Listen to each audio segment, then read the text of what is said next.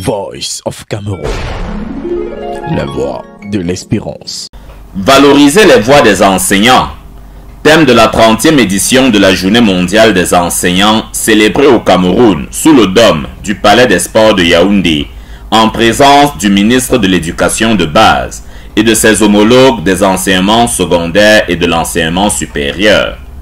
Un sujet de réflexion sur lequel s'est exprimé le gouvernement dans un contexte secoué depuis quelque temps par des revendications formulées par le corps enseignant.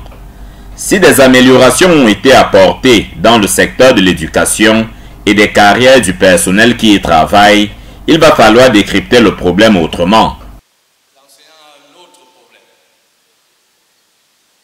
C'est qu'il a choisi un métier qui a des contraintes. Et ces contraintes sont très corrélées à la localisation où on exerce ce métier. Tout le monde veut venir là où la vie est belle, là où la vie est meilleure, là où la vie est dans la ville.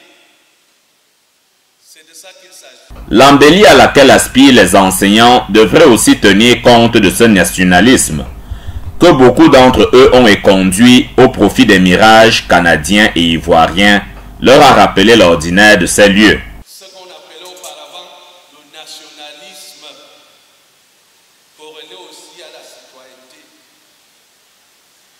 Ça concerne ceux qui partent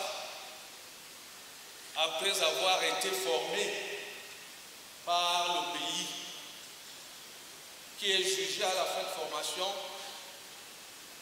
mauvais état ou ne fait pas bon travailler,